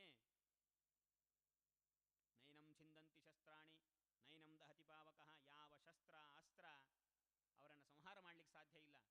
ಅಗ್ನಿ ಅವರನ್ನು ಸುಟ್ಟು ಹಾಕ್ಲಿಕ್ಕೆ ಸಾಧ್ಯ ಇಲ್ಲ. ಗಾಳಿ ಅವರನ್ನು ಹಾರಿಸಿಕೊಂಡು ಹೋಗ್ಲಿಕ್ಕೆ ಸಾಧ್ಯ ಇಲ್ಲ. ಈ ತರಹ ಅಷ್ಟು ಶಿಸ್ತಾಗಿ ಜೀವನನ ನಾನು ಇಟ್ಟಿದ್ದೇನೆ. ಅಲ್ಲ, ಅವರ ದೇಹ ನನ್ನ ಕಣ್ಣೆದರಿಗೆ ಉರುಳಿ ಬೀಳುತ್ತದಲ್ಲ. ಉರುಳಿ ಬೀಳುತ್ತೆ ಅಂತಂದ್ರೆ ಹೌದು, ಜಾತಸ್ಯ ಹಿ ಧ್ರುವೋ ಮೃತ್ಯು ಧ್ರುವಂ ಜನ್ಮ ಮೃತಸ್ಯ ಚ. ಹುಟ್ಟ ಮೇಲೆ ಸಾಯಲೇಬೇಕು, ಸತ್ ಮೇಲೆ ಮತ್ತೆ ಹುಟ್ಟಲೇಬೇಕು. ಇದೊಂದು ಚಕ್ರ, ಇದು ಅಷ್ಟೇ. ಆದ್ದರಿಂದ ಅವರೆಲ್ಲ ಸಾಯ್ತಾರೆ ಎನ್ನುವಂತಹ ಭಾವನೆಯಿಂದ ನಾನು ಯುದ್ಧ ಆಡುವುದಿಲ್ಲ, ಇದೆಲ್ಲವೂ ಬಿಟ್ಟುಬಿಡು. ಸಾಂಖ್ಯಯೋಗವನ್ನು ಉಪದೇಶ ಮಾಡ್ತಾನೆ. ಅದಾದಮೇಲೆ ಕರ್ಮ, ತತ್ವಜ್ಞಾನಕ್ಕೆ ಸಾಧನೀಭೂತವಾದಂತಹ ಕರ್ಮವನ್ನು ಯಾವಾಗಲೂ ಮಾಡ್ತಾ ಇರಬೇಕು. ನಹಿ ಕಶ್ಚಿತ್ ಕ್ಷಣಮಪಿ ಜಾತು ತಿಷ್ಠತ್ಯ ಕರ್ಮಕೃತ. ಒಂದು ಕ್ಷಣವೂ ವ್ಯರ್ಥ ಮಾಡಬಾರ್ದು. ಅನ್ನದ್ಭವಂತಿ ಭೂತಾನಿ ಪರ್ಜನ್ಯಾದನ್ನ ಸಂಭವ. ಅನ್ನ ಬರಬೇಕು, ನಮಗೆ ಆಹಾರ ತಿನ್ಲಿಕ್ಕೆ ಸಿಗಬೇಕು ಅಂತಂದರೆ ಮಳೆ ಬರಬೇಕು. ಪರ್ಜನ್ಯ ಅಂತಂದರೆ ವರುಣ ದೇವರು ಮಳೆಯನ್ನು ಸುರಿಸಬೇಕು. ವರುಣದೇವರು ಮಳೆಯನ್ನು ಸುರಿಸಬೇಕು ಅಂತಂದರೆ ನಾವು ಯಜ್ಞಯಾಗಾದಿಗಳನ್ನು ಮಾಡಬೇಕು. ಯಜ್ಞಯಾಗಾದಿಗಳನ್ನು ಮಾಡದ ಹೊರತು ನಮಗೆ ಅನ್ನ ಸಿಗೋದಿಲ್ಲ, ವರುಣ ಪ್ರಸನ್ನನಾಗುವುದಿಲ್ಲ. ಆದ್ದರಿಂದ ಯಾವಾಗಲೂ ಕೂಡ ಯಜ್ಞಯಾಗಾದಿಗಳನ್ನು ಆಚರಣೆ ಮಾಡ್ತಾ ಇರಬೇಕು. ಭಗವಂತನ ಪೂಜಾರೂಪ ಎನ್ನುವುದಾಗಿ ತಿಳಿದು ಆಚರಣೆ ಮಾಡ್ತಾ ಇದ್ದಾಗ ಈ ಚಕ್ರ ಯಾವಾಗಲೂ ಹೀಗೆ ಇರುತ್ತೆ. ನಾನು ಯಜ್ಞಯಾಗಾದಿಗಳನ್ನು ಆಚರಣೆ ಮಾಡೋದಿಲ್ಲ ಅಂತಂದರೆ ವರುಣ ಪ್ರಸನ್ನನಾಗೋದಿಲ್ಲ, ವರುಣನ ಪ್ರಸನ್ನನಾಗಿಲ್ಲ ಅಂತಂದರೆ ಮಳೆಯನ್ನು ಸುರಿಸೋದಿಲ್ಲ, ನಮಗೆ ಅನ್ನ ಸಿಗೋದಿಲ್ಲ. ಆದ್ದರಿಂದ ಕರ್ಮಣ ಜ್ಞಾನ ಮಾತನೋತಿ, ಕರ್ಮವನ್ನು ಮಾಡ್ತಾ ಇರಬೇಕು, ಅದರಿಂದ ಜ್ಞಾನ ಸಿಗತ್ತೆ. ಇದೀ ಕರ್ಮವನ್ನೇ ಎಲ್ಲರೂ ಆಚರಣೆ ಮಾಡಿ ಮಾಡಿ ಜನಕಾದಿಗಳು ಮೋಕ್ಷವನ್ನು ಹೊಂದಿದ್ದಾರೆ. ಆದ್ದರಿಂದ ಯದ್ಯದಾಚರತಿ ಶ್ರೇಷ್ಠ ತತ್ತದೇವೇತರೋ ಜನಃ ಸಯತ್ ಪ್ರಮಾಣಂ ಕುರುತೆ ಲೋಕಸ್ತದನು ವರ್ತತೆ. ಅಂತಹ ಮಹಾನುಭಾವರೆಲ್ಲ ಆಚರಣೆ ಮಾಡಿದಂತಹ ಕರ್ಮಯೋಗ, ಈ ಕರ್ಮಯೋಗವನ್ನು ಅನುಷ್ಠಾನ ಮಾಡು. ನನ್ನ ಅವತಾರ ಆದದ್ದೇ ಅದರ ಸಲುವಾಗಿ. ಯಾವಾಗಲೂ ಕೂಡ ಒಂದು ನಮಗೆ ಇಡೀ ಭಗವದ್ಗೀತೆಯಲ್ಲಿ ನೆನಪಿರುವಂತಹ ಎರಡೇ ಶ್ಲೋಕ. ಸರ್ವಧರ್ಮಾನ್ ಪರಿತ್ಯಜ್ಯ ಮಾಮೇಕಂ ಶರಣಂ ವ್ರಜ ಅಹಂ ತ್ವಾ ಸರ್ವಪಾಪೇಭ್ಯ ಮೋಕ್ಷಯಿಷ್ಯಾಮಿ ಮಾ ಶುಚಃ. ಎಲ್ಲ ಕರ್ಮಗಳನ್ನು ಬಿಟ್ಬಿಡು. ಕೃಷ್ಣ ಹೇಳಿದ್ದಾನೆ, ಸರ್ವಧರ್ಮಾನ್ ಪರಿತ್ಯಜ್ಯ ಮಾಮೇಕಂ ಶರಣಂ ವ್ರಜ. ನನ್ನನ್ನು ಶರಣ ಹೋಗಿ ಸಾಕು ನೀನು, ನಾನು ನಿನ್ನ ನೋಡ್ಕೊಳ್ತೇನೆ, ಎಲ್ಲ ಮಾಫಿ ಮಾಡಿಬಿಡ್ತೇನೆ. ಇದೊಂದು ತಲೆಯಲ್ಲಿರುತ್ತೆ ನಮಗೆ. ಹೌದು, ಕೃಷ್ಣನೇ ಹೇಳಿದ್ದಾನೆ, ನಾವು ಯಾವ ಕರ್ಮವನ್ನು ಮಾಡೋದಿಲ್ಲ ಅಂತ ಹೇಳಿ ಕೂತ್ಬಿಡ್ತೇವೆ. ಅದಾದಮೇಲೆ ಕೃಷ್ಣ ಏನು ಹೇಳ್ದ? ಯದಾ ಯದಾ ಹಿ ಧರ್ಮಸ್ಯ ಗ್ಲಾನಿರ್ಭವತಿ ಭಾರತ ಅಭ್ಯುತ್ಥಾನವ ಧರ್ಮಸ್ಯ ತದಾ ಆತ್ಮಾನಂ ಸೃಜಾಮ್ಯಹಂ. ಯಾವಾಗ ಧರ್ಮ ನಷ್ಟವಾಗತ್ತೆ, ಧರ್ಮ ಹ್ರಾಸವಾಗತ್ತೆ, ಆವಾಗ ನನ್ನ ಅವತಾರ ಆಗತ್ತೆ ಅಂತ ಹೇಳ್ತಾನೆ. ಮತ್ತು ನಾವು ಧರ್ಮವನ್ನು ನಷ್ಟ ಮಾಡಲಿಲ್ಲ ಅಂತಂದರೆ, ನಾವೇ ಪಾಪಗಳನ್ನು ಮಾಡಲಿಲ್ಲ ಅಂತಂದರೆ ಕೃಷ್ಣ ಪರಮಾತ್ಮನ ಅವತಾರ ಆಗೋದು ಯಾವಾಗ? ಅದಕ್ಕೆ ನಾವು ಅಧರ್ಮವನ್ನು ಮಾಡೋದು. ಈ ಮನಸ್ಥಿತಿಯನ್ನು ಇಟ್ಕೊಂಡಿರ್ತೇವೆ ನಾವೆಲ್ಲ. ಇವೆರಡೇ ಶ್ಲೋಕ ಇಲ್ಲ ಗೀತೆಯಲ್ಲಿ, ಅನೇಕ ತತ್ವಗಳಿವೆ. ಬ್ರಹ್ಮಾರ್ಪಣಂ ಬ್ರಹ್ಮಹವಿ ಬ್ರಹ್ಮಾಗ್ನೋ ಬ್ರಹ್ಮಣಾಹುತಂ. ಪ್ರತಿಯೊಂದು ಪರಮಾತ್ಮನ ಸ್ವರೂಪ, ಪ್ರತಿಯೊಂದು ಪರಮಾತ್ಮನ ಅಧೀನ ಎನ್ನುವಂತಹ ಭಾವನೆಯನ್ನು ಇಟ್ಟುಕೊಂಡಿರಬೇಕು. ಬ್ರಹ್ಮೈವತೇನ ಗಂತವ್ಯಂ, ಕೊನೆಗೆ ಗುರಿನೂ ಪರಮಾತ್ಮನೇ ಎನ್ನುವಂತಹ ಭಾವನೆಯಿಂದ ಯಜ್ಞ ಯಾಗಾದಿಗಳನ್ನೆಲ್ಲ ಮಾಡ್ತಾ ಇರಬೇಕು ಎನ್ನುವಂತಹ ವಿಷಯವನ್ನು ತಿಳಿಸ್ತಾನೆ. ಅದಾದ ಮೇಲೆ ಸನ್ಯಾಸ ಕರ್ಮ. ಕರ್ಮ ಸನ್ಯಾಸ ಅಂತಂದರೆ ಸಕಾಮವಾದಂತಹ ಕರ್ಮಗಳನ್ನು ಬಿಡಬೇಕು. ಕರ್ಮ ಅಂದರೆ ಯಾವುದು? ವಿಹಿತವಾದ ಕರ್ಮ ಯಾವುದು? ವಿರುದ್ಧವಾದಂತಹ ಕರ್ಮ ಯಾವುದು? ಯಾವ ಕರ್ಮವನ್ನು ಮಾಡಬಾರದು? ಕರ್ಮಾಭಾವ ಅಂದರೆ ಏನು? ಕರ್ಮಣೋಹ್ಯಪಿ ಬೋದ್ಧವ್ಯಂ ಬೋದ್ಧವ್ಯಂಚ ವಿಕರ್ಮಣಃ ಅಕರ್ಮಣಶ್ಚ ಬೋದ್ಧವ್ಯಂ. ಅಕರ್ಮಣಃ ಅಂತಂದರೆ ಕರ್ಮ ಮಾಡದೇ ಇರುವಂತಹ ಸ್ಥಿತಿ ಅಂದರೆ ಯಾವುದು? ಇದೆಲ್ಲವನ್ನು ತಿಳಿದುಕೊಳ್ಳಬೇಕು. ಕರ್ಮಣ್ಯ ಅಕರ್ಮಯಃ ಪಶ್ಯೇದ್ ಅಕರ್ಮಣಿ ಚ ಕರ್ಮಯಃ. ಕರ್ಮಣಿ, ನಾವು ಕಾರ್ಯಗಳನ್ನು ಮಾಡ್ತಾ ಇರುವಾಗ, ಅಕರ್ಮಯಃ ಪಶ್ಯೇತ್ ಅಂದರೆ ಇದನ್ನು ನಾನೇ ಮಾಡ್ತಾ ಇದ್ದೇನೆ, ನಾನು ಸ್ವತಂತ್ರವಾಗಿ ಮಾಡ್ತಾ ಇದ್ದೇನೆ ಎನ್ನುವುದನ್ನು ಸರ್ವಥಾ ತಿಳಿಯಬಾರದು. ಅಕರ್ಮ ಅಂದರೆ ಇದು ಪರಮಾತ್ಮನ ಕರ್ಮ, ಪರಮಾತ್ಮನ ಅಧೀನವಾದಂತಹ ಕರ್ಮ ಎನ್ನುವಂತಹ ಭಾವನೆ ಇರಬೇಕು. ಅಕರ್ಮಣಿಚ ಕರ್ಮಯ, ಅಕರ್ಮಣಿ ಅಂತಂದರೆ ನಾವು ಯಾವಾಗ ಕರ್ಮವನ್ನು ಮಾಡುವುದಿಲ್ಲ. ಯಾವಾಗ ನಾವು ಕರ್ಮಗಳನ್ನು ಮಾಡುವುದಿಲ್ಲ? ಸುಷುಪ್ತಿ ಅವಸ್ಥೆಯಲ್ಲಿ ಮಲಕ್ಕೊಂಡಾಗ ನಾವು ಕರ್ಮಗಳನ್ನು ಮಾಡುವುದಿಲ್ಲ. ಅಕರ್ಮಣಿಚ ಕರ್ಮಯ, ಆ ಸುಷುಪ್ತಿ ಅವಸ್ಥೆಯಲ್ಲಿಯೂ ಕೂಡ ಭಗವಂತ ಪ್ರೇರಕನಾಗಿ ಇರ್ತಾನೆ ಎನ್ನುವಂತಹ ಚಿಂತನೆಯನ್ನು ಮಾಡಬೇಕು. ಆವಾಗ ಇದು ಮೋಕ್ಷೋಪಾಯ ಆಗ್ಲಿಕ್ಕೆ ಸಾಧ್ಯ ಎನ್ನುವಂತಹ ವಿಷಯವನ್ನು ತಿಳಿಸಿ, ಯಥೈಧಾಂಶ ಸಮಿದ್ಧೋಗ್ನಿರ್ ಭಸ್ಮಸಾತ್ ಕುರುತೆ ಅರ್ಜುನ, ಜ್ಞಾನಾಗ್ನಿ ಸರ್ವಕರ್ಮಾಣಿ, ಜ್ಞಾನವನ್ನು ಸಂಪಾದನೆ ಮಾಡಬೇಕು. ಇದು ಎಲ್ಲ ಪಾಪಗಳನ್ನು ಸುಟ್ಟು ಹಾಕತ್ತೆ. ಅಗ್ನಿ ಯಾವ ರೀತಿಯಾಗಿ ಉರಿದು ಎಲ್ಲ ಇಂಧನಗಳನ್ನು ಸುಟ್ಟು ಹಾಕ್ತದೋ ಹಾಗೆ ಜ್ಞಾನವೂ ಕೂಡ ಎಲ್ಲ ಕರ್ಮಗಳನ್ನು ಪಾಪಗಳನ್ನು ಸುಟ್ಟು ಹಾಕ್ತದೆ. ಮತ್ತಃ ಪರತರಂ ನಾನ್ಯತ್ ಕಿಂಚಿದಸ್ತಿ ಧನಂಜಯ, ಎಲ್ಲದಕ್ಕೂ ನಾನೇ ಕಾರಣ ಅಂತ ತಿಳ್ಕೋ. ಈ ಕರ್ಮಯೋಗದಿಂದ ಧ್ಯಾನವನ್ನು ಮಾಡಬೇಕು. ಬರೀ ಕರ್ಮಗಳನ್ನು ಮಾಡ್ತಾ ಹೋಗ್ತೇವೆ, ಯಜ್ಞಯಾಗಾದಿಗಳನ್ನು ಮಾಡ್ತೇವೆ. ಜ್ಯೋತಿಷ್ಠೋಮೇನ ಸ್ವರ್ಗಕಾಮೋ ಯಜೇತ, ಸ್ವರ್ಗ ಪಡಿಬೇಕು, ಜ್ಯೋತಿಷ್ಠೋಮವನ್ನು ಮಾಡಬೇಕು, ಮಾಡ್ತೇವೆ, ಮುಗಿಸ್ತೇವೆ, ಸ್ವರ್ಗಕ್ಕೆ ಹೋಗ್ತೇವೆ. ಎಷ್ಟು ದಿವಸ ಸ್ವರ್ಗದಲ್ಲಿ ಸುಖ ಸಿಗಬೇಕು ಅಂತ ಬರೆದಿಟ್ಟಿರ್ತಾನೆ ಅಲ್ಲಿವರೆಗೂ ಇರ್ತೇವೆ. ಕ್ಷೀಣೆ ಪುಣ್ಯ ಮರ್ತ್ಯಲೋಕಂ ವಿಶಂತಿ, ಮತ್ತು ಪುನಃ ಭೂಲೋಕಕ್ಕೆ ಬರ್ತೇವೆ. ಇದಲ್ಲ, ಸಕಾಮ ಕರ್ಮಗಳನ್ನು ಪರಿತ್ಯಾಗ ಮಾಡಿ ನಿಷ್ಕಾಮ ಕರ್ಮಗಳನ್ನು ಮಾಡಬೇಕು. ಅದನ್ನು ನೀನು ಪಡೆದುಕೊಳ್ಳಬೇಕು, ಆ ಯೋಗವನ್ನು ಪಡೆದುಕೋ ಎನ್ನುವುದಾಗಿ ಕೃಷ್ಣ ಪರಮಾತ್ಮ ಉಪದೇಶವನ್ನು ಮಾಡ್ತಾ ಇದ್ದಾನೆ. ಉದ್ಧರೇದ್ ಆತ್ಮಾನಮವಸಾದಯೇತ್ ನಾತ್ಮಾನಮವಸಾದಯೇತ್. ಮನಸ್ಸು, ಎಲ್ಲದಕ್ಕೂ ಮನಸ್ಸು ಕಾರಣ. ಉದ್ಧರೇತ್ ಆತ್ಮನಾತ್ಮಾನಂ, ಆತ್ಮನ ಅಂದರೆ ಮನಸ್ಸಿನಿಂದ ನೀನು ಉದ್ಧಾರ ಆಗಬೇಕು ಅಂದರೂ ಮನಸ್ಸೇ ಕಾರಣ, ನೀನು ಅಧೋಗತಿಗೆ ಹೋಗಬೇಕಂದ್ರೂ ಮನಸ್ಸೇ ಕಾರಣ. ಆ ಮನಸ್ಸನ್ನು ನಿಗ್ರಹ ಮಾಡಬೇಕು. ಮನಯೇವ ಮನುಷ್ಯಾಣ ಕಾರಣಂ ಬಂಧಮೋಕ್ಷಯೋ. ಈ ರೀತಿಯಾಗಿ ಮನಃಪರಂ ಕಾರಣಮಾಮನಂತಿ. ಹೌದು, ಮನಸ್ಸನ್ನು ನಮಗೆ ನಿಗ್ರಹ ಮಾಡಲಿಕ್ಕೆ ಕಷ್ಟ. ಚಂಚಲಂ ಹಿ ಮನಃ ಕೃಷ್ಣ ಪ್ರಮಾಥಿ ಬಲವದೃಢಂ. ಏನು ಮಾಡಬೇಕು? ಚಂಚಲ ಹೌದು, ಆದರೆ ಇದು ಅಸಾಧ್ಯ ಅಲ್ಲ, ಪ್ರಯತ್ನ ಸಾಧ್ಯ. ಪ್ರಯತ್ನವನ್ನು ಮಾಡಬೇಕು. ಅಭ್ಯಾಸೇನ ತ ಕೌಂತೇಯ ವೈರಾಗ್ಯೇಣ ಚ ಗೃಹ್ಯತೆ. ಅಭ್ಯಾಸ ಮಾಡಿ ಮಾಡಿ ಮಾಡಿ ಇಂದ್ರಿಯಗಳನ್ನು ನಿಗ್ರಹ ಮಾಡಬಹುದು. ನಹಿ ಕಲ್ಯಾಣಕೃತ್ ಕಶ್ಚಿತ್ ದುರ್ಗತಿಂ ತಾತ ಗಚ್ಚತಿ. ಆ ರೀತಿಯಾಗಿ ಇಂದ್ರಿಯಗಳ ನಿಗ್ರಹವನ್ನು ಮಾಡಿ ಸತ್ಕರ್ಮಗಳನ್ನು ಮಾಡ್ತಾ ಇದ್ದರೆ ಸರ್ವಥಾ ಆ ವ್ಯಕ್ತಿ ದುರ್ಗತಿಗೆ ಹೋಗ್ಲಿಕ್ಕೆ ಸಾಧ್ಯ ಇಲ್ಲ. ಈ ರೀತಿಯಾಗಿ ಯಾರು ಯಾವಾಗಲೂ ಸತತ ಪ್ರಯತ್ನ ಧರ್ಮ ಕರ್ಮಗಳನ್ನು ಮಾಡ್ತಾ ಇರ್ತಾರೆ ಅವರು ಒಂದು ದಿವಸ ಯೋಗಿ ಆಗ್ತಾನೆ. ಯೋಗಿಗಿಂತಲೂ ಕೂಡ ಅವನು ಯೋಗವನ್ನು ಆಚರಣೆ ಮಾಡ್ತಾ ಮಾಡ್ತಾ ಸಾಧು ಆಗ್ತಾನೆ. ಹೀಗೆ ಮೇಲಿನ ಆ ಮೆಟ್ಟಿಲುಗಳನ್ನು ಏರ್ತಾ ಹೋಗ್ತಾನೆ. ಇದಕ್ಕೆಲ್ಲದಕ್ಕೂ ಕಾರಣ ನನ್ನ ಮಾಯ. ನನ್ನ ಶಕ್ತಿಯನ್ನು, ನನ್ನ ಆವರಣವನ್ನು ನೀವು ಕಳಚಿಕೊಳ್ಳಬೇಕು ಅಂತಂದರೆ ಅದನ್ನು ನಾನು ತೆಗೆದರೆ ಮಾತ್ರ ಸಾಧ್ಯ. ಬಂಧಕೋ ಭವಪಾಶೇನ ಭವಪಾಶಾಚ್ಚ ಮೋಚಕಃ. ಅವನೇ ಬಂಧವನ್ನು ಮಾಡಿದವ, ಅವನೇ ಬಂಧದಿಂದ ಮೋಚನವನ್ನು ಮಾಡುವವ. ಆದ್ದರಿಂದ ನನ್ನನ್ನೇ ಯಾರು ಶರಣಾಗತರಾಗಿ ಭಜನೆ ಮಾಡ್ತಾರೆ ಅವರಿಗೆ ಮಾತ್ರ ನಾನು ನನ್ನ ಆ ಆವರಣವನ್ನು ತೆಗಿತೇನೆ.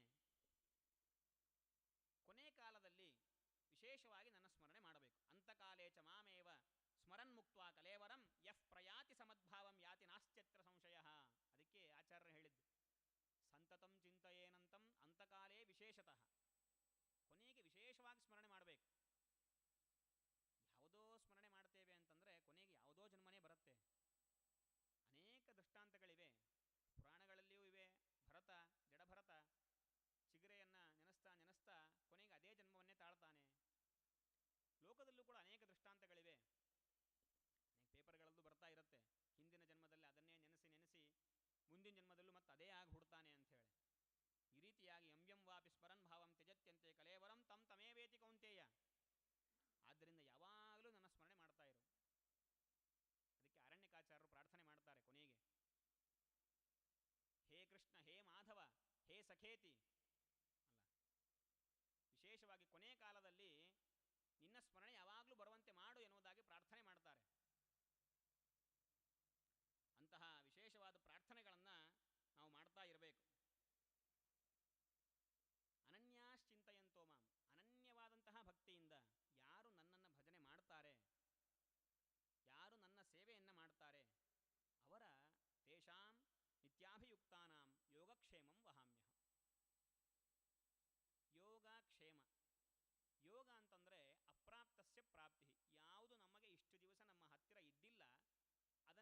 ತಂದುಕೊಡುವುದು ಯೋಗ. ನಮ್ಮ ಹತ್ರ ಹಣ ಇದ್ದಿಲ್ಲ, ಬೇರೆ ಮನೆಯಲ್ಲಿ ಪದಾರ್ಥಗಳಿದ್ದಿಲ್ಲ, ಅದನ್ನು ತೊಗೊಂಡು ಬರ್ತೇವೆ.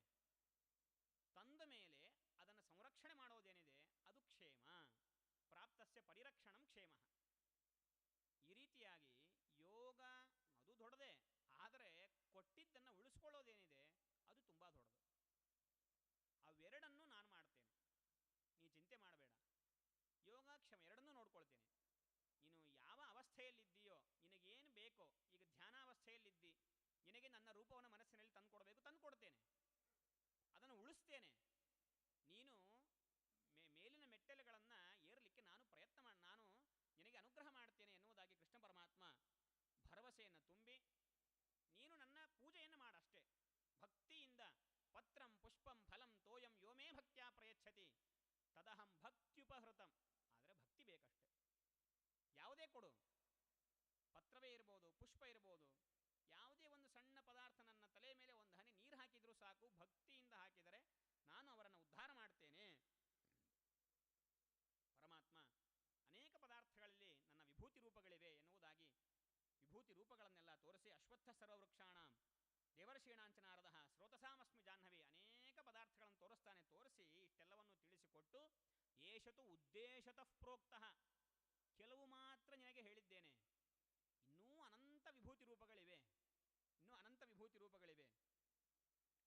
ಅಷ್ಟ್ಯಾಕೆ ಯದ್ಯದ್ ವಿಭೂತಿ ಮತ್ಸತ್ವಂ ಶ್ರೀಮದೂರ್ಜಿತಮೇವವ, ಯಾವುದು ವಿಲಕ್ಷಣವಾದ ಕಾಂತಿಯುಕ್ತವಾಗಿದೆ, ಯಾವುದು ತೇಜೋಯುಕ್ತವಾಗಿದೆ, ತತ್ತದೇವಾವಗಚ್ಛತ್ತು ಮಮ ತೇಜೋಂಶ ಸಂಭವಂ, ಅದು ನನ್ನ ವಿಭೂತಿ ರೂಪ ಎನ್ನುವುದಾಗಿ ತಿಳಿದುಕೋ. ವಿಶ್ವರೂಪ ತೋರಿಸಿದ್ದಾನೆ. ಆ ವಿಶ್ವರೂಪವನ್ನು ನತುಮಾಂ ಶಕ್ಯಸೆ ದ್ರಷ್ಟುಂ ಅನೇನೈವ ಸ್ವಚಕ್ಷುಷ ಅಂತೇಳಿ ತನ್ನ ದಿವ್ಯ ದೃಷ್ಟಿಯನ್ನು ಅನುಗ್ರಹ ಮಾಡಿ ತನ್ನ ವಿಶ್ವರೂಪವನ್ನು ತೋರಿಸ್ತಾನೆ ಪರಮಾತ್ಮ. ಆಶ್ಚರ್ಯವಾಗ್ಬಿಡತ್ತೆ. ದಿವಿಸೂರ್ಯ ಸಹಸ್ರಸ್ಯ ಭವೇದ್ಯುಗಪದುತ್ಥಿತ ಯದಿ ಸದೃಶೀ ಸಾಸ್ಯ ಭಾಸಸ್ತಸ್ಯ ಮಹಾತ್ಮನಃ. ಅನಂತ ಸೂರ್ಯಪ್ರಕಾಶ ಒಟ್ಟಿಗೆ ಬಂದರೆ ಯಾವ ಕಾಂತಿ ಇರಬೇಕೋ ಆ ಕಾಂತಿ ಪರಮಾತ್ಮನಲ್ಲಿ ಬಂದಿದೆ. ತನ್ನ ದಿವ್ಯ ಪರಮಾತ್ಮ ಅನುಗ್ರಹ ಮಾಡಿದ ದಿವ್ಯ ದೃಷ್ಟಿಯಿಂದ ನೋಡ್ತಾ ಇದ್ದಾನೆ. ಅನೇಕ ಪದಾರ್ಥಗಳು ಆ ಪರಮಾತ್ಮನ ಅಂಗಾಂಗಗಳಲ್ಲಿ ಕಾಣಿಸ್ತಾ ಇವೆ. ಪಶ್ಯಾಮಿ ದೇವಾಂಸ್ತವ ದೇವದೇಹೇ ಸರ್ವಾಂಸ್ತತಾ ಭೂತ ವಿಶೇಷ ಸಂಘಾನ್ ಬ್ರಹ್ಮಾಣಮೀಶಂ ಕಮಲಾಸನಸ್ಥಂ ಋಷೀಂಶ್ಚ ಸರ್ವಾನ್ ಉರಗಾಂಶ್ಚ ದಿವ್ಯಾನ್. ಅನೇಕ ಪದಾರ್ಥಗಳು, ಮುಖಾದಿಂದ್ರಶ್ಚಾಗ್ನಿಶ್ಚ ಪ್ರಾಣಾದ್ವಾಯುರದಾಯತ ನಾಭ್ಯಾ ಆಸೀದಂತರಿಕ್ಷಂ. ಎಲ್ಲ ಲೋಕಗಳು ನಿನ್ನಲ್ಲೇ ಇವೆ. ಎಲ್ಲ ಬ್ರಾಹ್ಮಣರು, ಕ್ಷತ್ರಿಯರು, ವೈಶ್ಯರು, ಶೂದ್ರರು ಎಲ್ಲರೂ ಕೂಡ ನಿನ್ನ ವಿಶ್ವರೂಪ ಏನಿದೆ ಅದರಲ್ಲೇ ಅಡಗಿದ್ದಾರೆ ಎನ್ನುವಂತಹ ವಿಶ್ವರೂಪದ ದರ್ಶನವನ್ನು ಮಾಡಿ, ಆದ್ದರಿಂದ ಇಲ್ಲೆಲ್ಲರನ್ನು ನೋಡಿಯೋ ಇಲ್ವೋ, ನಿನ್ನಿಂದ ಯಾರು ಸಂಹೃತರಾಗಬೇಕು ಅಂತ ನೀನು ಅನ್ಕೊಂಡು, ಯಾರ್ಯಾರು ಯುದ್ಧವಾಡ್ತಾರೆ ಕುರುಕ್ಷೇತ್ರದಲ್ಲಿ ಅಂತ ನೀನು ನೋಡ್ತಾ ಇದ್ದಿ, ಎಲ್ಲರೂ ಇಲ್ಲಿ ಕಾಣಿಸಿದ್ರೋ ಇಲ್ವೋ ನನ್ನೊಳಗೆ, ಮತ್ತು ನಿನಗೆ ಯಾಕೆ ಹೆದರಿಕೆ? ತಸ್ಮಾತ್ ತ್ವಮುತ್ತಿಷ್ಠ ಯಶೋ ಲಭಸ್ವ ಜಿತ್ವಾ ಶತ್ರುನ್ ಭುಂಕ್ಷ್ವ ರಾಜ್ಯಂ ಸಮೃದ್ಧಂ. ಸಮೃದ್ಧವಾದ ರಾಜ್ಯವನ್ನು ನೀನೇ ಆಳ್ತಿ. ಎಲ್ಲರೂ ಕೂಡ ಮಯೈವೇತಿ ನಿಹತಾ ಪೂರ್ವಮೇವ ನಿಮಿತ್ತ ಮಾತ್ರ ಭವ ಸವ್ಯ ಸಾಚಿನ್. ಎಲ್ಲರೂ ಸಂಹೃತರಾಗಿದ್ದಾರೆ ನನ್ನಿಂದ ಯಾವಾಗೋ, ನೀನು ಕೇವಲ ನಿಮಿತ್ತ ಮಾತ್ರ. ಆದ್ದರಿಂದ ಯುದ್ಧವನ್ನು ಆಡು. ಆದರೆ ತತ್ವಗಳನ್ನು ಚಿಂತನೆ ಮಾಡುವಾಗ ಕೇವಲ ಶ್ರೀತತ್ವವನ್ನು, ಕೇವಲ ಲಕ್ಷ್ಮೀದೇವಿಯನ್ನು ಉಪಾಸನೆ ಮಾಡಿ, ಯಾವತ್ತೂ ಮಾಡಬೇಡ. ಲಕ್ಷ್ಮೀದೇವಿ ಉಪಾಸನೆ, ಲಕ್ಷ್ಮೀ ಕೃಧ್ಯತಿ ಸರ್ವದ, ಕೇವಲ ಲಕ್ಷ್ಮಿಯನ್ನು ಉಪಾಸನೆ ಮಾಡಬಾರ್ದು. ಯಾವಾಗಲೂ ಲಕ್ಷ್ಮೀನಾರಾಯಣರ ಸೇವೆಯನ್ನೇ, ಲಕ್ಷ್ಮೀನಾರಾಯಣರ ಪೂಜೆಯನ್ನೇ, ಅರ್ಚನೆಯನ್ನೇ ಮಾಡಬೇಕು. ಕ್ಲೇಶೋಧಿಕತರಸ್ತೇಷಾಂ ಅವ್ಯಕ್ತಾಸಕ್ತ ಚೇಜಸಾಂ. ಅವ್ಯಕ್ತ ತತ್ವ, ಲಕ್ಷ್ಮೀ ತತ್ವದ ಕೇವಲ ಪೂಜೆ ಇದು ಬಹಳ ಕ್ಲೇಶಕರ ಎನ್ನುವ ವಿಚಾರವನ್ನು ತಿಳಿಸಿ, ಅನನ್ಯೇವ ಯೋಗೇನ ಮಾಂ ಧ್ಯಾಯಂತ ಉಪಾಸತೆ. ಅನನ್ಯ ಭಕ್ತಿಯಿಂದ ನನ್ನ ಚಿಂತನವನ್ನು ಯಾವಾಗಲೂ ಮಾಡ್ತಾ ಇರು ಎನ್ನುವುದಾಗಿ ಕೃಷ್ಣ ಪರಮಾತ್ಮ ತಿಳಿಸ್ತಾನೆ. ಅದಾದ ಮೇಲೆ ಈ ದೇಹ, ಈ ಜೀವನ ಕ್ಷೇತ್ರಜ್ಞರ ಸಂಯೋಗದಿಂದ ಆಗತ್ತೆ ಎನ್ನುವಂತಹ ವಿಚಾರವನ್ನು ತಿಳಿಸಿ, ನಾನು ಲಕ್ಷ್ಮೀದೇವಿಯಲ್ಲಿ ಗರ್ಭಧಾರಣೆಯನ್ನು ಮಾಡ್ತೇನೆ, ಎಲ್ಲ ಜೀವರ ಸೃಷ್ಟಿಯಾಗತ್ತೆ. ಜೀವರ ಸೃಷ್ಟಿ, ಇದರ ಅರ್ಥ ಜೀವರಿಗೆ ಸೃಷ್ಟಿ ಇಲ್ಲ, ಜೀವರಿಗೆ ದೇಹ ಸಂಬಂಧ ಮಾತ್ರ. ಪುಮಾಂಸೋ ದೇಹ ಸಂಬಂಧಾತ್ ಸೃಷ್ಟಿವಂತ ಇತೀರಿತಾಹ ಎನ್ನುವಂಥ ವಿಷಯವನ್ನು ಅನುವ್ಯಾಖ್ಯಾನದಲ್ಲಿ ಆಚಾರ್ಯರು ತಿಳಿಸ್ತಾರೆ. ಆ ಜೀವರ ಸೃಷ್ಟಿಯನ್ನು ಮಾಡುವನು ನಾನೇ. ಲಕ್ಷ್ಮೀದೇವಿಯಲ್ಲಿ ಗರ್ಭಧಾರಣೆಯನ್ನು ಮಾಡ್ತೇನೆ. ಈ ವಿಚಾರವನ್ನು ಪ್ರಾಯ ಎಲ್ಲೂ ಪರಮಾತ್ಮ ಹೇಳೋದಿಲ್ಲ.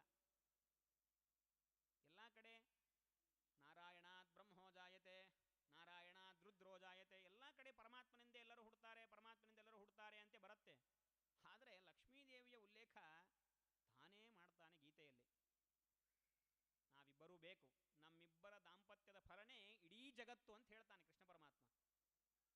ಅದೆಲ್ಲವನ್ನು ಉಪದೇಶ ಮಾಡಿ, ಜಗತ್ತು ಇದು ವೃಕ್ಷವಿದ್ದಂತೆ, ಆ ಜಗದ್ವೃಕ್ಷದ ವಿಚಾರವನ್ನು ತಿಳಿಸಿ, ಮಮೈವಾಂಶೋ ಜೀವಲೋಕೆ ಜೀವಭೂತ ಸನಾತನಃ ಮನಶ್ಚಷ್ಟಾನೀಂದ್ರಿಯಾಣಿ ಪ್ರಕೃತಿಸ್ಥಾನಿ ಕಲಶತಿ ಅಹಂ ವೈಶ್ವಾನರೋ ಭೂತ್ವ ಪ್ರಾಣಿನಾಂ ದೇಹಮಾಶ್ರಿತಃ. ಎಲ್ಲ ಜೀವರಾಶಿಗಳಲ್ಲಿ ನಿಂತು ನಾನೇ ಅವರ ತಿಂದಂತಹ ಅನ್ನವನ್ನು ಪಚನವನ್ನು ಮಾಡುವಂತಹ ವ್ಯಕ್ತಿ ನಾನೇ ಎನ್ನುವುದಾಗಿ, ಸರ್ವಸ್ಯ ಚಾಹಂ ಹೃದಯ ಸನ್ನಿವಿಷ್ಟ ಮತ್ತ ಸ್ಮೃತಿರ್ ಜ್ಞಾನಂ ಅಪೋಹನಂಚ. ಸ್ಮೃತಿ, ಜ್ಞಾನ, ಬುದ್ಧಿ ಎಲ್ಲವೂ ನನ್ನಿಂದೇ ಬರೋದು.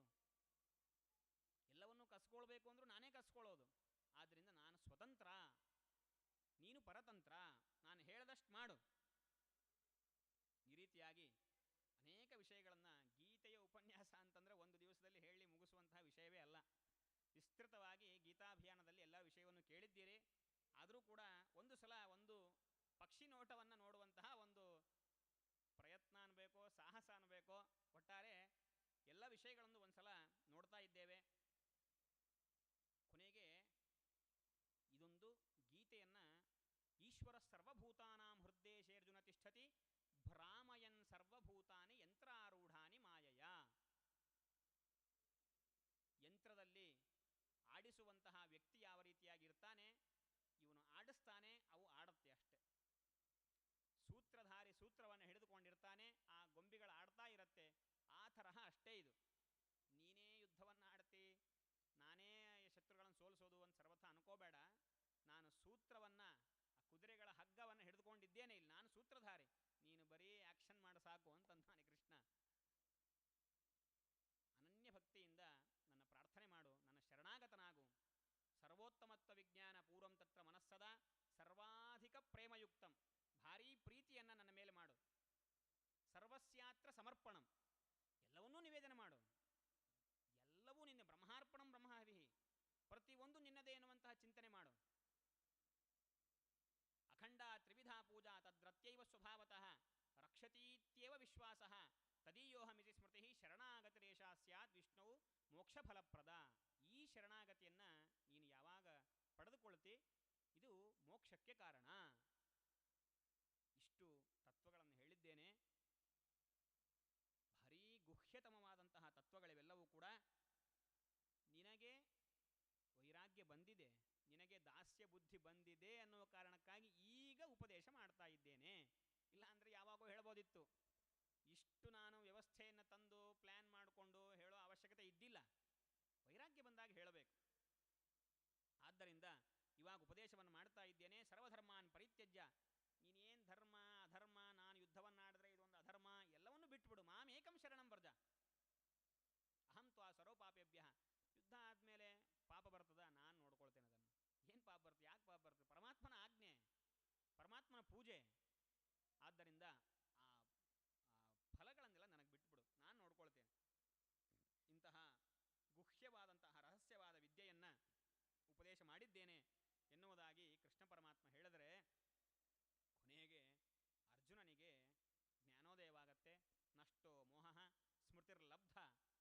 ಪರಮಾತ್ಮ, ನನಗೆ ಗೊತ್ತಾಯಿತು ಯಾವ ಕಾರಣಕ್ಕಾಗಿ ಯುದ್ಧವನ್ನು ಆಡಬೇಕು, ನನಗೀಗ ಸರಿಯಾಗಿ ಅರ್ಥ ಆಯಿತು. ನನಗೆ ಯಾವ ಗೊಂದಲಗಳೂ ಇಲ್ಲ.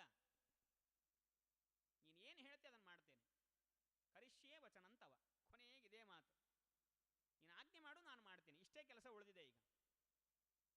ಆದ್ದರಿಂದ ಈ ಕೇಶವಾರ್ಜುನಯೋ ಪುಣ್ಯಂ ಹೃಷ್ಯಾಮಿ ಚ ಮುಹುರ್ಮುಹು, ಇಷ್ಟು ಉಪದೇಶ ಏನು ಕೃಷ್ಣ ಪರಮಾತ್ಮ ಅರ್ಜುನನಿಗೆ ಮಾಡಿದ್ದಾನೆ, ಅದೆಲ್ಲವನ್ನು ಕೂಡ ಸಂಜಯ ತನ್ನ ಸಾಮರ್ಥ್ಯದಿಂದ ತಾನು ಎಲ್ಲಿದ್ದಾನೋ ಅಲ್ಲಿಂದೇನೆ ಧೃತರಾಷ್ಟ್ರನಿಗೆ ಉಪದೇಶವನ್ನು, ಈ ಉಪದೇಶದ ಸಾರವನ್ನೆಲ್ಲ ಧೃತರಾಷ್ಟ್ರನಿಗೆ ಹೇಳ್ತಾ ಇದ್ದಾನೆ. ಅಂತಹ ಗೀತೆ ಇದು ಹೇಳಿ ಮುಗಿಸಲು ಸಾಧ್ಯವಿಲ್ಲ. ಆದರೂ ಪ್ರಧಾನವಾದಂತಹ ಘಟ್ಟಗಳನ್ನು ತಿಳಿದುಕೊಂಡಿದ್ದೇವೆ ಯಥಾಮತಿಯಾಗಿ. ಆ ಗೀತಾಚಾರ್ಯನಾದಂತಹ ಪರಮಾತ್ಮ ಇದರಿಂದ ಪ್ರೀತನಾಗಲಿ ಎನ್ನುವುದಾಗಿ ಹೇಳ್ತಾ, ಹರಯೇ ನಮಃ. ಶ್ರೀಕೃಷ್ಣಾರ್ಪಣಮಸ್ತು.